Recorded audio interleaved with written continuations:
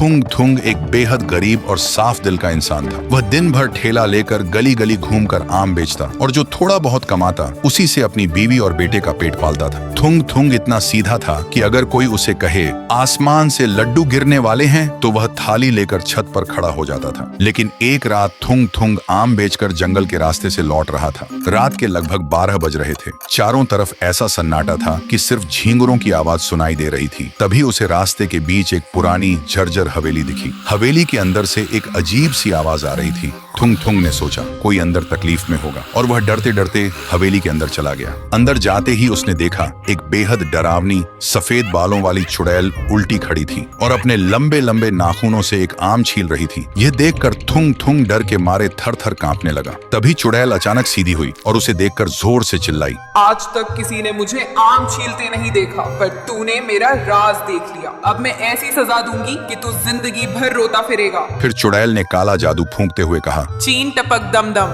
तेरी आंखें बन जाए तरबूजा एकदम। अगले ही पल थुंग थुंग की आंखें दो बड़े तरबूज जैसी हो गईं। थुंग थुंग इतना डर गया कि बिना पीछे देखे वहां से भाग निकला। फिर सुबह जब थुंग थुंग अपने घर पहुंचा तो उसकी बीवी ने जैसे ही दरवाजा खोला वह डर के मारे चिल्ला उठी, भूत भूत, और घबरा कर थुंग थुंग के सिर पर बेलन दे मारा। थुंग थुंग रोते हुए बोला, अरे पगली, मैं भूत नहीं, तेरा पति थुंग थुंग हूँ। और जब गांव वालों ने उसे देखा तो सब डर के मारे भागने लगे। लेकिन जब उन्हें पता चला कि यह वही सीधा साधा थुंग थुंग है तो उनका डर मजाक में बदल गया। कोई उसे हेडलाइट कहता तो कोई हंसते हुए कहता, थुंग थुंग जरा संभल कर चलना, कहीं तेरी आंखें रास्ते पर गिरकर लुढ़क न जाएं। सुनते ही बेचारा थुंग थुंग कोने में जाकर रोने लगता।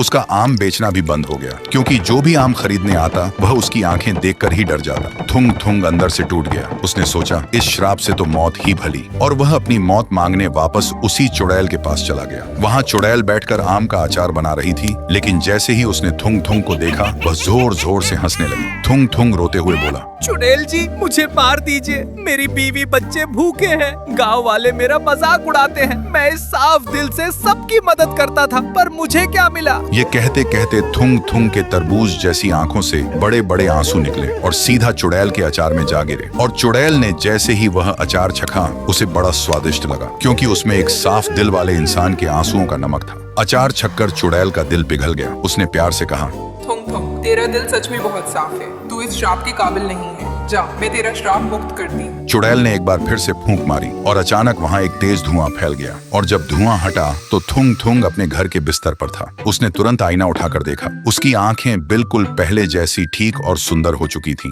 और उस दिन के बाद थुंग थुंग फिर से खुशी खुशी गली गली आम बेचने लगा।